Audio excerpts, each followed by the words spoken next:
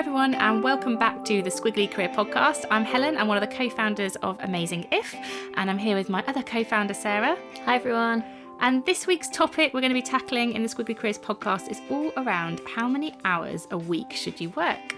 But before we dive into that, I thought we should tell you, if it's your first time here, welcome, a little bit about why we do the Squiggly Careers podcast and how it can help you. Maybe just a bit of a reflection on our squiggly weeks. So maybe I'll start with why we're here, and we'll kick off with your squiggly week, Sarah. So the why we're here, we started this podcast, I think this might be episode 46. Ooh. So we are rapidly approaching 50. I don't really know what that means, but it sounds like a nice round number. It sounds a nice round number, yeah. There's soon going to be 50 episodes. We started this podcast because we wanted to reach as many people as possible to help them develop the skills to succeed in a squiggly career. And a squiggly career is one that we know many people are facing, and it's where there's a lot more change, there's a lot more uncertainty. Equally, there's loads of opportunity for your career, but we know that some people can find that a bit scary, and that certain skills and tools and techniques can really help you to take control of it and feel confident in it. And our podcast is one way in which that we help people. So that's why we're here, and that's what we do each week. Before we dive into the how many hours of work I need to stop saying how many hours a week you work. Sarah, what has your week looked like so far? Well, it's potentially quite an ironic topic that we're talking about so far. So I have worked a lot of hours this week, and we'll come on to discuss whether that's a good thing, a bad thing, how relevant that is. I think because it's been a short week, so it was Bank Holiday Monday, which was brilliant. But because of the week that I have, I don't work on a Thursday for the advertising agency that I work in. I spend Thursdays on Amazing If, which is brilliant. But when I have a week that has a bank holiday, it's both a blessing and it's brilliant for the Monday, and then an absolute curse when it gets to the Tuesday, because essentially you're still trying to do your week but in a much shorter space of time. And so because I was reflecting on this topic prior to today, I actually took a couple of pictures of what time I was actually finishing work over the last few days. And it was, when you're getting home and even though it's still quite light in the evening, the street lights were definitely on. Or, you're in your study at night, and I could literally hear my boyfriend, he doesn't listen to this so he won't care, snoring in the other room. So I was like, I'm still working and I can hear one person snoring, and actually I could hear my baby also snoring. Maybe it's time to call it a day. Yeah, at that point I was like, do you know what, everyone else is asleep, I'm just going to go to sleep. So it has actually been a really kind of full-on week, and I'm always really mindful of how many hours you work and how you spend your time. So I'm looking forward to, I guess, sharing a bit about what we do that works really well, and also just the challenges that I think we all have now, because I think one of the things with squiggly careers is it means that this whole idea of being always on is so much easier than it's ever been. If I think about when we started work together, I don't think BlackBerry had even been invented, or if it had, we wouldn't have been senior enough to have one, would we? Yeah. When did you get your first BlackBerry? Not for a little while, probably not till I was in mid-20s. I used to love my BlackBerry, that red flashing light. I remember thinking I'd made it when I got a BlackBerry. But actually the BlackBerry was the start of, you can always be contactable. People will send emails at lots of different times of night.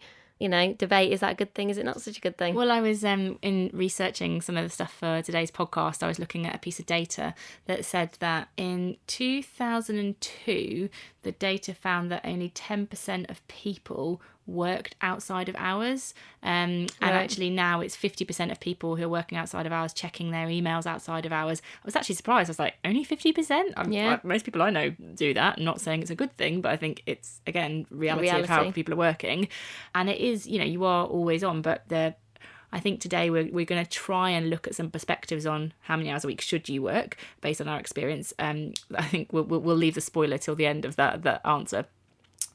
And my week has been a bit of an interesting week. I've got a lot of my team on holiday at the moment, so it's that time of year when everyone's away, and I seem to be on the out of office for probably half of my team. It's a bit mad. Take it as a compliment. Yeah, maybe. However, I'm getting my own back because I'm also on holiday next week, so I'm just going to just bomb all of their inboxes and just refer everybody back to them so they can have some of their own medicine. But no. And I'm also on holiday, and so many people have now asked me, are you going on holiday together? Do you go on holidays together? We are not and I'm going on holiday together. We definitely don't go on holiday together. I think our other halves would not be very happy about that. I also had a really interesting meeting this week with the person that's taken over my new role. So I'm in a sort of transition period at the moment, moving on from Microsoft and moving towards Amazing If full time, which is very exciting. I had a great meeting this week with the person taking over my role at Microsoft. So that was really just quite exciting talking to them about it, and also quite reassuring, I would guess, because you work within any role. I always think really hard, and you want the good things that you've done to continue? Do you know, for me, it's my team. I really care about my Yeah. team. And so having a conversation for 2 hours with somebody about the individuals in my team, what their development steps are, that makes me really happy. I feel like Yeah. I'm not leaving my team kind of in a gap. So that was great. So the prompt for this week's podcast topic was some articles and things, the news stories that came out a couple of weeks ago about Elon Musk. He'd actually done an interview and he'd talked about how many hours a week he was working, and the interview's kind of a bit broader than that. Like the headline was Elon Musk works 120 hours a week, but actually the article was a lot kind of what's going on Joys in of Tesla at the PR moment. And times. yeah, it was just that one bit that got picked out. But what was quite interesting about that article was the response. I mean, there was a lot of media response to it. Should someone of his stature be promoting 120-hour weeks? But one of my favourite kind of responses to it was from Arianna Huffington, who is the founder of the Huffington Post and also Thrive Global, which is an organisation that she founded after she kind of collapsed, basically, kind of through overwork. I think in her story, in her book called Thrive, she talks about she was exhausted, she hit her head. I think she ended up with like a bloody head and concussed and in hospital, and it was the moment that she realised that the amount of work she was doing wasn't productive. And she writes an open letter back to Elon Musk. I'll put the links to all of this because I suddenly this morning I was You've got really researching lost in this, haven't you? I Like going back totally and got forth. lost in it. I feel like I'm part of Elon Musk's and Arianna Huffington's like world with their communications. So if you too want to spend your time doing that, I'll put the article links in our post. But in her open letter, she basically talks to him about this is not he's part of an amazing organisation changing the way that we use transportation, and she talks about how working that many hours is limiting his creativity and the positive impact he can have on the world. So it comes, actually she positions it really positively about why 120 hours a week is not great. And there's one particular statement that I like that she writes, she says, people are not machines. For machines, whether of the first or fourth industrial revolution variety, downtime is a bug. For humans, downtime is a feature. The science is clear. And then, in a lot of her writing, she talks about the science of why downtime, sleep, recovery period actually makes you more efficient. So we thought we'd take this topic on, given it's quite a kind of heated topic and lots of debate, and give you our perspectives. And we wanted to start with kind of when working lots of hours is all, when we've got it right maybe and when we've got it wrong in terms of the hours we've worked. And so we thought we'd share a couple of stories there for you and then go on to some tips that might help you to get it right. And then maybe we'll conclude with how many hours a week do we think we should work at the end of it. I liked so Helen looked at a very obviously relevant story around Elon Musk and Arianna Huffington. I did my research and I was looking at Darwin. Always, Sarah, always. and Dickens, who apparently both worked around 4 hours a day, particularly in the morning, always with 90-minute breaks, and then they used the afternoon to go for a walk, or I think the word used was stroll, which I was like, I love the idea of just going for a stroll. It's actually a really beautiful day today, and I may towards the end of the day get time, and I was like, I'm going to do that. I'm going to go for a stroll because I'm going to be like Darwin. Yeah, I absolutely love the idea of that.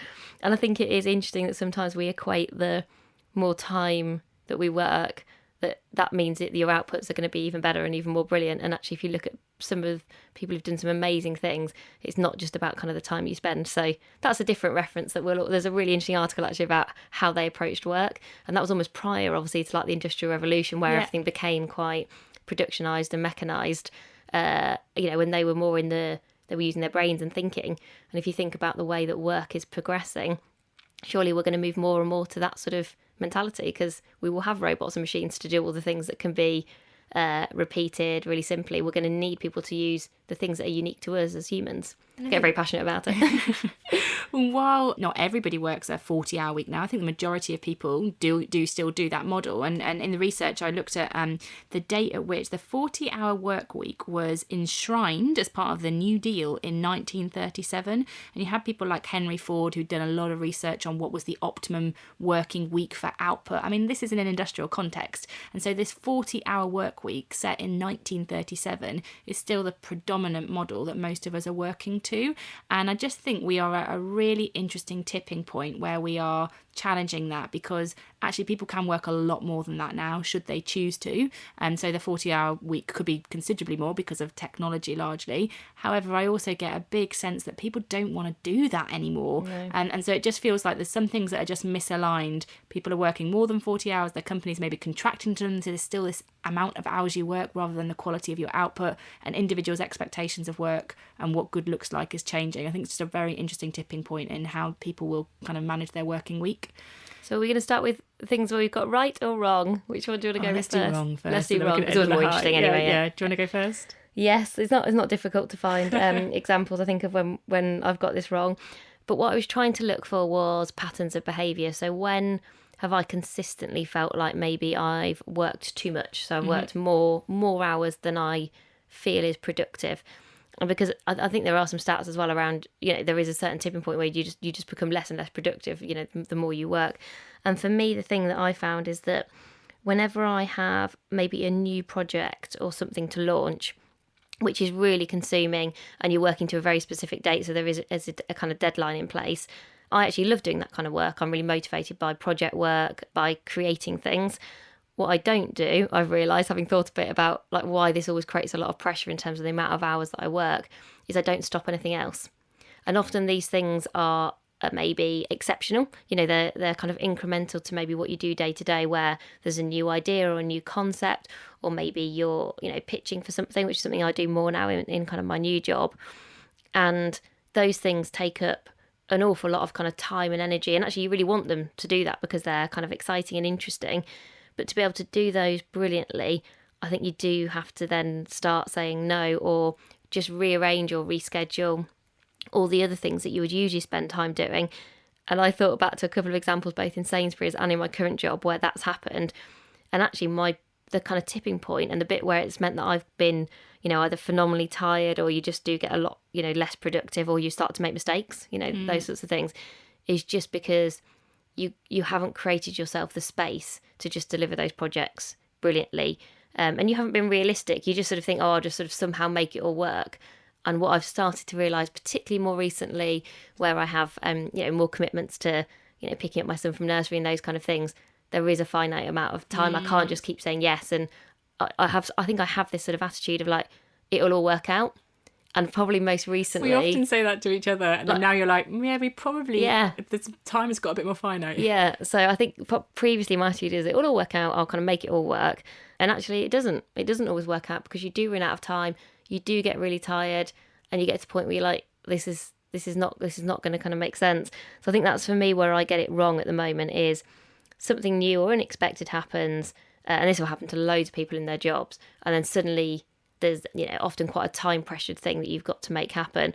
And the bit I wish I kind of do differently is just to make space for that, and that's definitely not something I do at the moment. I think when I was listening to you there, the variety, the types of work that you need to do are different as well. Like if you're going meeting to meeting, that's different than if you need to come up with a creative proposal. Then it's not just the delivery of that proposal, it's you need the space to come up with the creative ideas. So working back to back means that you don't do that brilliant work. Mine is very specific, and mine is about a time about 3 years ago that has forever changed how I look at December as a working month now. So sounds like you're like Scrooge or something. Yeah, well, I've totally, honestly, it's really fundamentally changed how I look at December. So December about 3 years ago, I was working for Virgin. My little boy was about 11 months old, and I was back at work, really busy. I was launching this new business for Virgin, and I'd basically got really ill because I had a cold. I think I had a cold that had manifested itself into a chest infection, and I was taking like Lemsips and goodness knows what, like all legal people, but like Lemsips and Beecham or whatever to try and get me through work. And there was an evening out like with our agency at the time, and I really wanted to go to it. I guess kind of having young children, or like Henry at the time, I didn't really feel like I was going to loads of nice evenings out, and this one was at Christmas, and I got to wear a nice dress, and I was like, I might be ill, I'm really tired because I'm working really hard, but I'm going to go go and do it. And someone... Sound like Cinderella. Yeah, I know, I'm going to go. My night didn't quite end like Cinderella's because someone advised me. They were like, don't worry, Helen, just have a glass of champagne. It'll be absolutely fine. So we got there a little bit early. I'm in my fancy dress. I mean, it's like a floor-length sequin number. It was a fancy dress. And I had a glass of champagne. It's about 7 o'clock. And then I fainted. And so I had to go to the hotel that had been booked for me that evening. I got in there about 7:15 and I woke up the next morning, tried to get into the office, and literally I remember I saw someone that I was working with the next morning and I was like, you need to deliver a workshop for me. That I saw them in a coffee queue on the way to work. I was like, I have to go home. I really need your help to deliver me a workshop that I was supposed to do today. I just need to go. And it was, that hasn't happened since. It was a one-off occasion. But what it taught me about December particularly is December for me is always a bit crazy. Like, there's a lot of stuff that's not normally there in my year. There's quite a lot of social stuff, a lot of team things, a lot of meals, a lot of things going on in the evening. You've still got the normal working week, which sometimes amps up a little bit because everyone's trying to get everything done before the Christmas break. And on top of that, and most importantly, you've got germs. Children's germs. So I now have 2 young children. At that time of year, they just have loads of germs. And I think that mixture means that I no longer absolutely load up my December because I sort of expect the combination of work plus the entertaining side of December plus the germs to create some kind of challenge, and I'm sort of asking to be tired and poorly and overworked if I purposefully fill that up. So I'm very conscious about that now. That was when I got it wrong. I just imagine people listening to this podcast going, right, I need to look at December now. I've got to rethink my December. Yeah, I think the young children thing is the very specific fact. I could probably cope with everything else and enjoy actually a busy social December, but it's the plus germs. Sounds horrendous. That's the last thing I want to do in December. All I want to do in December is like get back as quickly as possible to put my Christmas tree on and get a cup of tea. Just be like, I just want pretty. Champagne and a sparkly dress and yeah. And there we differ.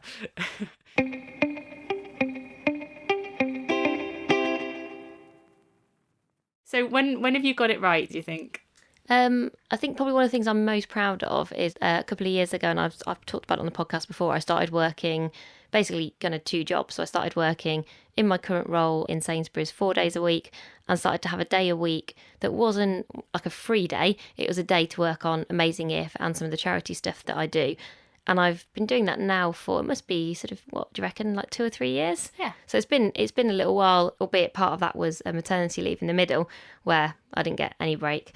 So I wish I did have a Thursday during that period. I actually probably should have in hindsight done that because that would have probably been quite a nice interlude to looking after a little baby. But I think in some ways that could have been a recipe for disaster because you're suddenly doing, I didn't change jobs. So, I was in the same job and I'd suddenly gone from doing 5 days in that job to 4 days, and everybody classically then says, oh, I bet you're just still doing 5 days worth of hours in 4.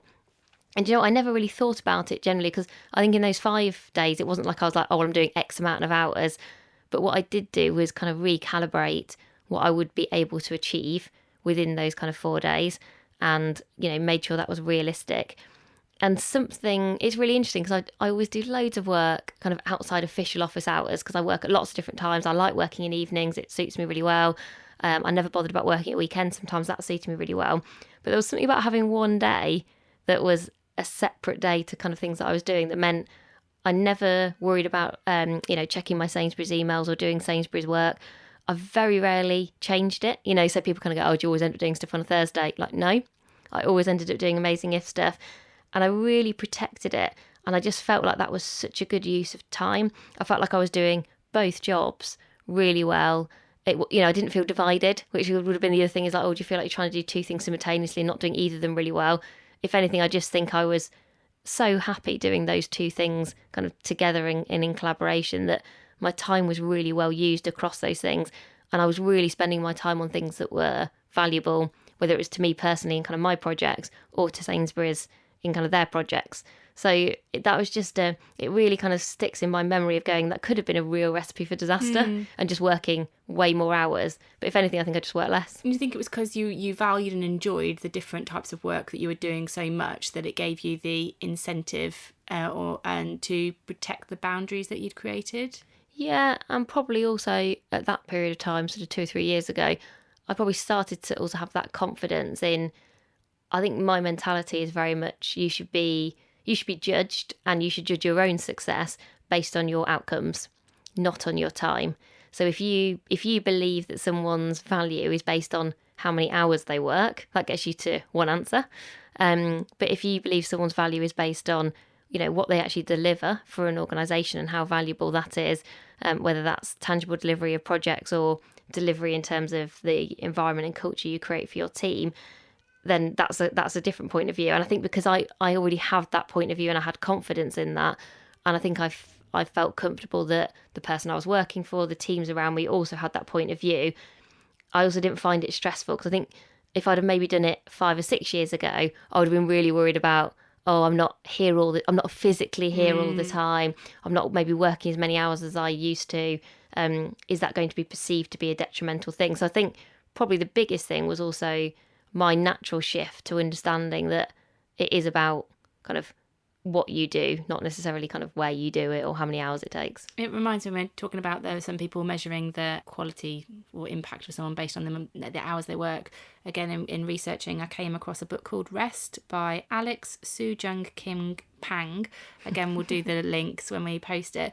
But he has got a sort of a very short podcast. I think it's like 5 episodes that are live at the moment to accompany the book. And I was listening to it this morning. And there's some really interesting companies that have like a 24-hour work week. So rather than the 40-hour, there's some people that have they work 5 hours a day, and they just have like I think it was like an 8 till 1 working pattern. Yeah. And then some companies that have summer hours, so they do that in the summer, so that we have summer hours. I know. I think this was extreme summer, so they were doing like 8. Yeah, I agree. But I know that, which is brilliant. We have some summer hours. This is like they basically are a lifestyle business. I think they've something to do with paddleboards, but they basically said the summer was their busiest time, but that was where they most wanted all of their workers to go do what they love, which was to kind of do outdoor beach sports. Okay. So it's like 8 till 1 in the summer. They right, that every day through the summer. We don't have that. And then they did normal kind of in inverted commas, but they did normal hours from in the winter time, and that's where they did and they then looked at what types of work they did at what types of year, and it's just very interesting. I guess it's just there are lots of companies breaking the model of the traditional hours of work that you could potentially use as examples for your employer, and just that. So again, in our links, I'll put some of those because it could be useful for you to look at. Yeah, and we know there's a lady called Tash Walker who runs, it's a research agency, isn't it? And she's really restructured her organisation, and that was prompted by, I think, some challenges around, her business partner, around kind of his health, to actually do a 4-day working week, but still paying everybody the same. Yeah. So this wasn't a cost driving, we're going to pay everyone 20% less. And she just talks so passionately about the positive impact that has had in terms of the people they attract, the business, that actually people who they want to work with are really interested in them because of that. So those examples are really inspirational, because I think it's not to be underestimated how hard it is to break away from structures that have been in place for a really long time. Yeah.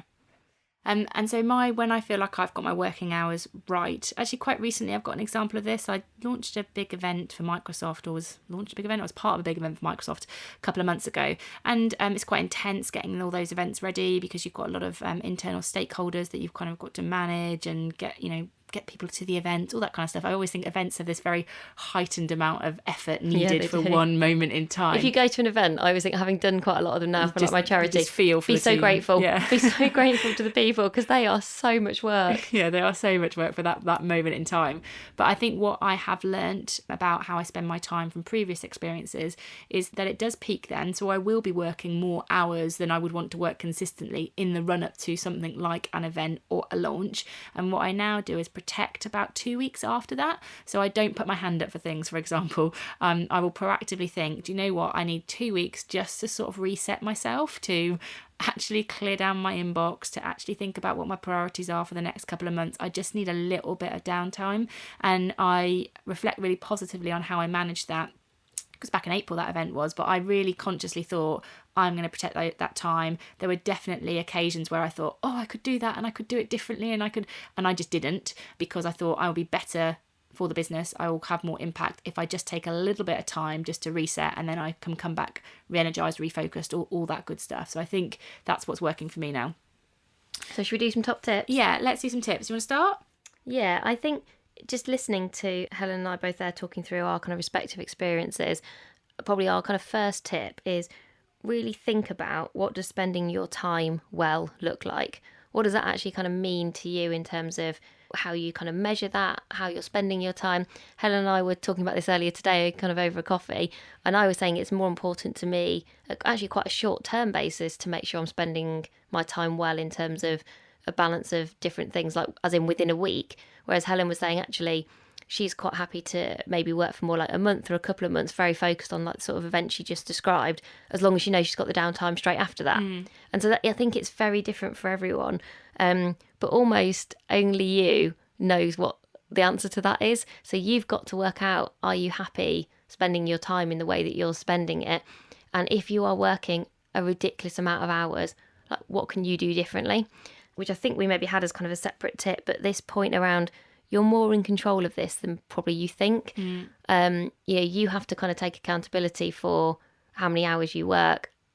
I suppose, it does take confidence. You've got to be prepared to prioritise, to say no, to be able to talk to, your manager and say this isn't realistic. But I've had in the past lots of people talk to me at various points, because, you're not necessarily always really close to the ins and outs of what people work on, say to me, this is starting to feel unrealistic. These are the projects that I'm working on. This is how I think I should prioritise. Can we talk about this together? And, they're proactively taking control of how many hours they want to be spending and what feels realistic in that time. And I only ever think that's a good conversation to have. So tip 1 is to think about what it looks like for you, and then tip 2 there is that you're more in control of than you think. Define and protect your boundaries. I think building off that, once you've defined your boundaries, I think my tip would be to make sure you're confident in sharing that with other people and explain why it's important for you. So I wouldn't just say, oh, I stop work at 2 o'clock on a Friday and then just walk away. I would explain, I stop work at 2 o'clock on a Friday because I'm going to do this for my development and it's important to me so that I can be a better leader. Or I would say, I'm going to have a week of clear diary time after I've done that event. And I would then articulate that, what I just talked about previously. I think it's really important for people to understand where you're coming from, what you're doing, and then you'll get more support from them from that as well. And I think another tip when you're thinking about the amount of hours that you work is to remember just how long we're all going to be working for, which I know sounds a bit depressing potentially, but it is also the reality that we're going to be working for probably more years than, most of our parents did. And this idea of a 10, 15, 20-year career where then you do that for a bit, you kind of kill yourself and that you opt out, it's just actually becoming increasingly uncommon. And actually, do you know what? Some of the people I know who are very senior, who do work incredibly hard and probably could choose to opt out, still don't choose to do it. Yeah. Because actually, I think they get a lot of value from work and they really enjoy it. So I think when you start to realise... It's not a rush, it's not a race. Yeah. We were actually chatting about this earlier about going... It's a really kind of cheesy phrase, but I think it is true for like most of the people I know now. When we think about all of our careers, we're as motivated by enjoying the journey. So enjoying the here and now, enjoying the jobs that we've got now, enjoying the next job after this, as we are by kind of the destination, as in, oh, I'm only doing this to get a certain job. And I think, again, if you're framing your mindset in that way, it really does make you think about, well, am I enjoying how I'm spending my time at the moment? Does that feel like a good use of time? Am I having the impact that I was hoping to make in the here and now? Because it becomes increasingly, I guess, unpredictable and difficult to predict what will be next. That kind of career ladder is sort of disappearing, more and more, that you've just got to make sure that you're enjoying it in the moment. Because I often do worry, actually, if people really hang their hats on, it's okay because I'll do this and work incredible hours because this thing is going to happen. Actually, now there's so much change within organisations. That thing might not happen because that role might disappear. Or do you know what? Even if that thing happens, what if it's not the thing that you thought it was? If we're not getting into too deep and meaningful, you're applying all this meaning to it, and you get there and you're like, oh, if that's been the only destination you've been aiming for, I think you could end up kind of a bit challenged by that. It's always a balance, isn't it? The whole like short term, long term, and you do make choices, and I think most roles have some sort of level of compromise. But I would always now really encourage people when I'm mentoring and coaching them to kind of think, do you, broadly speaking, feel like within the role that you're doing now, it's a good use of your time? Yeah. And my last tip is potentially a little bit controversial, which is that if work feels like work, is it time to question whether it's the right work? And the reason I say it's controversial is because work is something that requires effort and that you're going to get paid for your time, so it's always going to feel a bit like work. But I guess it's what I mean by this is if you are resentful of the amount of time you're spending on work, it could be one of two things going on. One, it might be taking too much time. You might need to relook at your boundaries and things like that. Or it could be that it's not the right work for you. And I think if that's where you are, if you're resentful of spending any limited amount of time on the work that you're doing, I think it's just time to relook at, what do I really want to do? What makes me happy? What are my values? What are my strengths? Various things that we've covered on other podcasts, so it's worth a look of those. But I think if that's where you are, no amount of us talking about how many hours is the right hours is going to work, because fundamentally it's about you enjoying the work that you're doing, regardless of how much time you're spending on it. And it's interesting because it makes you just stop and pause about the definition of, when we say work, sometimes there's an implication of that's not a good thing. That work equals I love work. There's somewhere else I'd rather be. And actually, yeah, I agree. Not all the time. But certainly there is work that I do and things that I spend time on that I would proactively choose to be spending my time on. I get a lot of happiness, satisfaction and pride from. And I think over probably the course of my career, that's only increased. And so at the moment, sometimes for me, it's not even about hours. It's just about, with the hours that I've got where I can work, am I working on the right things? Am I working on things that I add the most value? Rather than thinking, I want to work less. I don't necessarily want to work less. I want to work on the right things. Yeah. And I think that's probably the same for most of us. Yeah.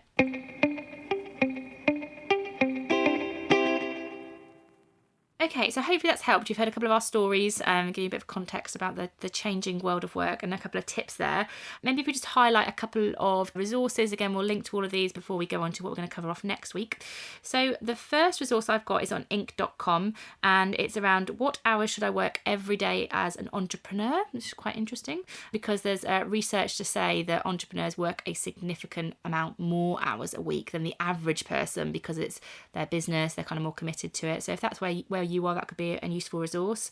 There's also an article I loved on salon.com, and it's called, no, I hadn't heard of it, but the article is Bring Back the 40-Hour Work Week, which is interesting in terms of what we talked about, but I think it's in the context of people are working all the time, and actually there was a lot of research gone into people lose productivity after about 8 hours.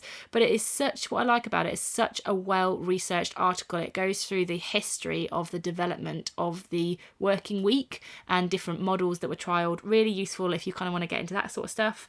We also got an article on theguardian.com, which is 28 hours the ideal working week for a healthy life?